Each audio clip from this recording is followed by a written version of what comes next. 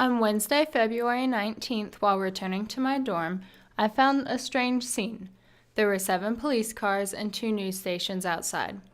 Upon further investigation, I found out that a piece of plywood had been blown off the roof of a neighboring construction site and hit a worker in the head.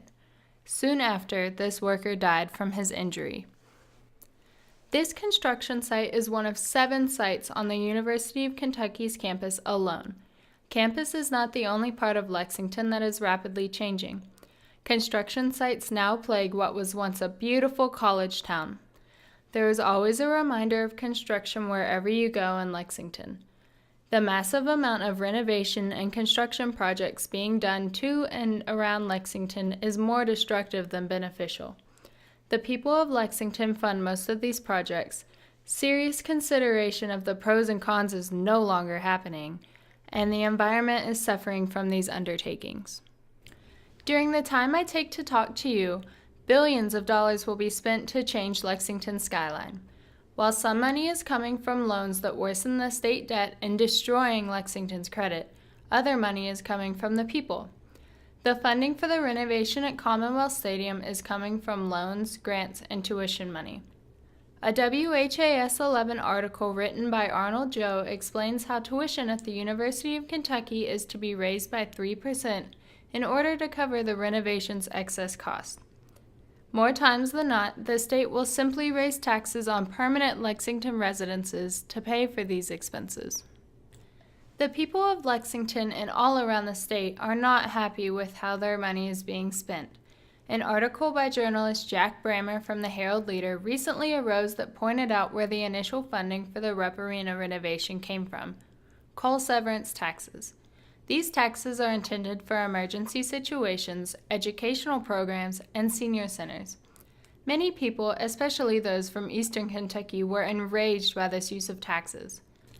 The building of another mall in Lexington also has citizens mad. An article by Scott Sloan, again from the Herald Leader, explains how there is to be another mall built on Nicholasville Road. This mall will be built on a once family-owned nursery that neighbors hate to see industrialized. Government officials, I recommend you start listening to how the people of Lexington truly want their money to be spent. If not, there is a risk of residences and students leaving the city and taking their money with them. With any project, a close examination of the pros and cons is required. However, with Lexington changing at such a rapid pace, this vital step seems to be overlooked more often than not. The destruction of the historic districts in Lexington is a large concern for many residences. A popular rating site, TripAdvisor, recently had a review of a historic Lexington hotel, the Grotz Park Inn. The review stated that because of the construction being done to and around the building, the stay was unenjoyable. A series of articles published by the Herald Leader's editor, Tom Eblin, explains how 14 historic landmarks were knocked down to have the monstrosity known as Centerpoint be built. Mr. Eblin, a Lexington resident, explains how sometimes the new, modern architecture can never replace the old and historic buildings with history. Some renovations and construction projects, such as the renovation of Commonwealth and the new mall, are not necessary, and the money could be put to good use elsewhere. The National Park Service explains that while some historic sites are receiving too much attention, other sites are falling victim to the bulldozer because there is a lack of funding put towards these sites. Family-owned hotels and businesses are another area of economics that is being overlooked and slowly demolished. Many family-owned hotels are in dire need of renovation but cannot find the funding for this because larger corporations such as Centerpoint are taking over the hotel industry and thus destroying the family-owned nature of Lexington. The terms green and eco-friendly are heard or seen on almost a daily basis in our country. However, few contractors and builders strive to reach the certain standards set for these words, and the environment is paying for it. Minor changes can be made to make a building more eco-friendly.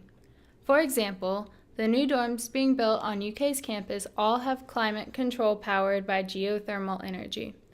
Transylvania University's website explains how in 2008 they took the challenge to go green. They have recently completed a Gold Star energy efficient dorm, recycling bins have been placed into every room, and they have created their own garden to sustain the student body. A prime example of an eco-friendly building is the Ross Tarrant Architectural Building. An article featuring the Ross Tarrant Building in the Herald Leader explains that despite a pristine, working example of an eco-friendly building, builders do not want to buy eco-friendly products.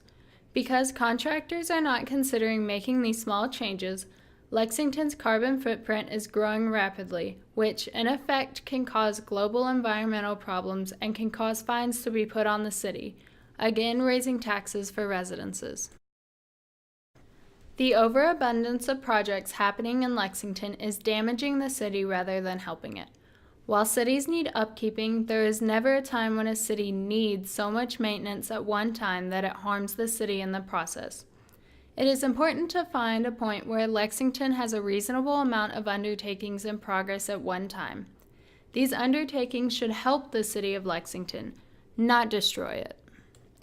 In regards to the city changing, the Herald Leader's editor Tom Eblin said, "Some growth is good, some growth is cancer."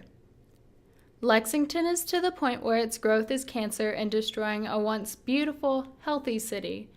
To government officials, I urge you to seriously consider the validity of the renovations you are presented with. Require your builders to use eco-friendly products, and genuinely reconsider where you plan to get funding for these projects. Even what seem to be the smallest decisions can end up making a world of a difference.